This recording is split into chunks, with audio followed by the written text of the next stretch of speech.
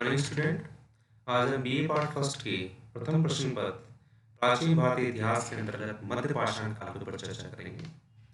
इससे पहले वाली क्लास के अंदर हमने प्री हिस्टोरिक पीरियड के ऊपर चर्चा की थी, जिसके अंदर जाना था कि प्री हिस्टोरिक पीरियड जिसे इतिहास पूर्व का काल माना जाता है, उसे मूल रूप से तीन भागों के अंदर उसका जो है डिवाइडेशन किया गया है: पुरा पाषाण काल, मध्य पाषाण काल और नव पाषाण। तो पुरा पाषाण काल के बारे में हमने इससे पहले वाली क्लास में चर्चा की थी। इस काल के अंदर मूल रूप से जो है मानव के द्वारा जिस प्रकार के औजार बनाए गए, उपकरण बनाए गए, और जिस प्रकार से वो एक पाषाण के निर्मित जो कह सकते हैं कि सेटर के अंदर जो एक तरह से पूरा संपूर्ण रूप से अपना जीवन यापन करता था। मध्य पाषाण काल के अंदर उसके द्वारा कुछ जो है प्रगतिशील जो एक चरण हमें देखने को मिलता है मूल रूप से।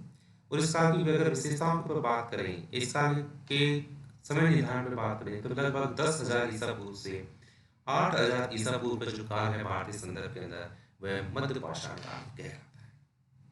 मध्य पाषाण काल मूल रूप से एक ट्रांजिशन पीरियड है, जब हिमयुग का जो खत्म होने के पश्चात जब जलवायु के अंदर कुछ परिवर्तन हुए। कहते हैं कि हिमयुग के बाद जलवायु के अंदर एकाएक परिवर्तन हुए, और इस परिवर्तन के फलस्वरूप जो जलवायु है वो बहुत ही शुष्क हो गई। और उष्ण और शुष्क जलवायु होने के परिवर्तन के फलस्वरूप मानव के द्वारा नए क्षेत्रों की खोज की। और इन नए क्षेत्रों की खोज करने के पश्चात जो मानव जो मूल रूप से तक जो पहाड़ों का जीवन व्यतीत करता था, वो धीरे धीरे मैदानी भागों का रहना उसने शुरू कर दिया। तो सर्वप्रथम 19वीं शताब्दी के अंदर फ्रांस के मॉन्स द एंजिल नामक स्थान से कुछ ऐसे उपकरण हमें प्राप्त हुए हैं जिनसे यह धारणा की पुष्टि होती है कि पुरा पाषाण काल और नव पाषाण के बीच एक बहुत बड़ा अंतर है। और इस अंतर के अंदर जो प्राप्त उपकरणों के आधार के ऊपर ही इसे मध्य पाषाण काल की संज्ञा दी।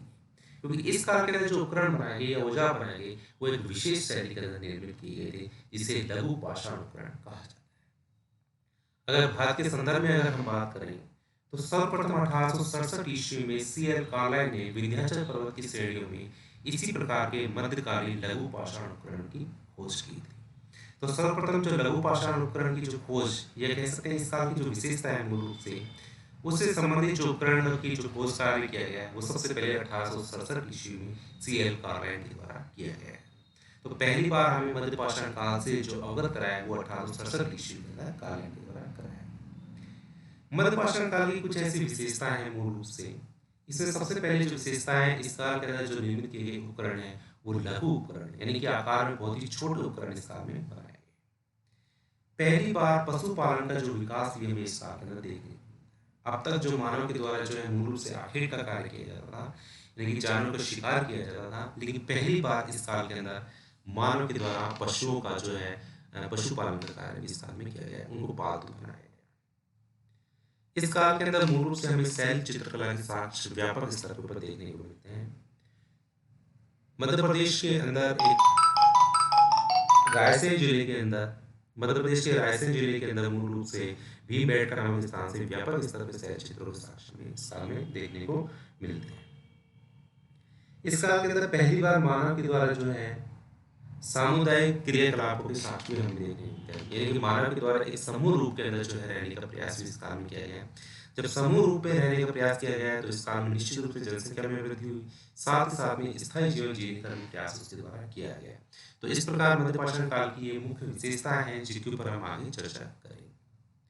तो सबसे पहले हम चलते हैं इस काल के प्रमुख जो उपकरण है, जो लघु पाषाण उपकरण, जिस काल की प्रमुख विशेषता।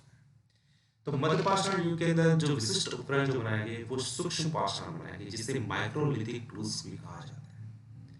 यह पत्थर से परिष्कृत औजार, ये उपकरण मुख्य रूप से जो बनाए गए वो चर्च, कैल्सिडोनी, स्फटिक और जैस्पर जैसे मुलायम पत्थरों से निर्मित किए गए, जो कि आकार में बहुत ही छोटे थे। जैसे कि आप इसमें देख भी सकते हैं इस पिक्स के अंदर कि ये बहुत छोटे उपकरण हैं, और इस कारण इनको माइक्रोलिथिक टूल्स भी कहा जाता है, और यह मध्य पाषाण काल की सबसे बड़ी विशेषता है। अगर इन उपकरणों के प्रकार के दृष्टिकोण से देखें तो ये दो प्रकार के हैं: अज्यामितीय और ज्यामितीय लघु पाषाण उपकरण। ज्यामितीय अज्यामितीय के अंदर मुख्य रूप से वेदनी, खुरचनी, दक्षिणी आदि आते हैं। इसके अलावा जो विभिन्न आकृति और आकारों में कुछ नई किस्म के औजार भी बनाए गए, जिसे एक कह सकते हैं कि ज्यामितीय प्रकार के, जैसे चंद्राकार हंसिया, समलंब, त्रिकोण, बाणाग्र और ट्रेपेजियम। आप इसमें से देख सकते हैं मूल रूप से कि कुछ त्रिकोणात्मक इसके अंदर औजार आपको देखने को मिलेंगे। कुछ आपको ये देखो इस टाइप के जो त्रिकोणात्मक औजार ये बनाए गए इस काल के अंदर, ये त्रिकोणात्मक औजार। कुछ चंद्राकार भी बनाए गए, कुछ समलंब आदि, यानी कि मुख्य रूप से ज्यामितीय और अज्यामितीय दोनों प्रकार के उपकरण जो इस काल में बनाए गए थे। तो ये लघु पाषाण उपकरण इस काल की एक कह सकते हैं कि एक मुख्य विशेषता इस काल में रही। सेकंड है कि इस काल के अंदर मूल रूप से मानव के द्वारा पशुपालन का कार्य भी किया गया। पशुपालन के साथ साथ उसके द्वारा आखेट और संग्रह का कार्य भी किया गया। पुरापाषाण काल में मानव जहाँ शिकार करके मछलियां पकड़कर खाद्य वस्तु का संग्रह करके अपना जीवन यापन करता था, वहीं इस काल के अंदर उसके द्वारा पशुपालन भी किया गया। भारत के अंदर पशुपालन के जो प्राचीनतम शास्त्र हमें मिलते हैं वो राजस्थान के भीलवाड़ा के बागोड़ जिले से और साथ ही साथ आलमगढ़ से हमें प्राप्त होते हैं। इस काल की अन्य विशेषताओं में है सामुदायिक क्रियाकलाप। इस काल में संस्कार का प्रयोग भी हमें व्यापक स्तर पर देखने को मिलता है। उत्खनन से हमें इस काल में मनुष्यों के शवों को दफनाए जाने के साक्ष्य प्राप्त होते हैं। तो पहली बार जो है इतिहास के अंदर हमें मनुष्य के जो शवों के जो दफनाए जाने के साक्ष्य भी हमें मध्य पाषाण काल में देखने को मिलते हैं। इस समाधान की जो प्रक्रिया है ये भी एक मूल रूप से एक अनुष्ठान के द्वारा की गई है। इसमें शवों के साथ साथ अनुष्ठान मूलक सामग्री से अनुमान लगाया जा सकता है कि इस काल के मनुष्य ने लोकोत्तर जीवन यानी कि पारलौकिक जीवन के बारे में भी कुछ सोचना प्रारंभ कर दिया। और इस प्रकार के जो साक्ष्य हमें मिले हैं वो राजस्थान के बागोर से, साथ ही साथ में गुजरात के और एमपी के लेखैया और मेहरड़ नाम के स्थानों से प्राप्त हुए। मेहरड़ नाम के स्थानों से हमें युगल समाधि के साक्ष्य मिलते हैं, जिस समय स्त्री और पुरुष दोनों के साथ अपने जाने के साक्ष्य मिले। तो इनके माध्यम से अपन कह सकते हैं कि इस समय सामुदायिक क्रियाकलापों के साथ साथ संस्कार युक्त जीवन का प्रयोग भी मानव द्वारा किया गया। नेक्स्ट इस काल की जो विशेषता है वो है शैल चित्रकला। पुरापाषाण काल और मध्य पाषाण काल के मानव चित्र बनाने के दर्शित थे और मध्य प्रदेश के भीमबेटका स्थल से लगभग 500 से अधिक चित्रित गुफाएं इस काल के अंदर मिली हैं और इनमें से जो अधिकांश जो चित्र हैं या अधिकांश जो गुफाएं हैं वो मध्य पाषाण काल। ये आप देख सकते हैं कि ये मध्य भीमबेटका की गुफाओं में ये चित्र निर्मित किए गए हैं जो कि आदि मानव द्वारा मध्य पाषाण काल के अंदर। और इन गुफाओं के अंदर जो मूल रूप से जो शैल चित्र बनाए गए हैं वो पशु, पक्षी और मानव के चित्र बनाए गए। आप देख सकते हैं इसके अंदर ये पशुओं के चित्र इस तरह बने हुए हैं और ये मानव के चित्र बने गए हैं। ये मानव के चित्र इस तरह बनाए गए।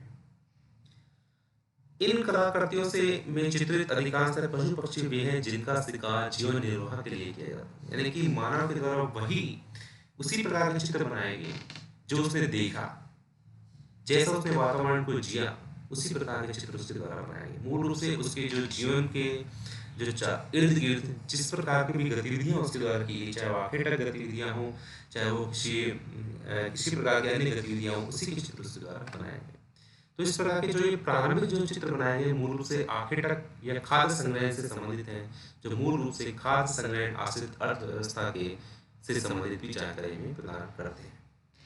शैल चित्रकला से संबंधित अन्य स्थलों के अंदर भीमबेटका, मुरहाना पहाड़, आलमगढ़, लाखाजुआर और कापागलू कर्नाटक आदि ऐसे स्थल हैं जहाँ से हमें मध्य पाषाण कालीन शैल चित्रकला के साक्ष्य मिलते हैं।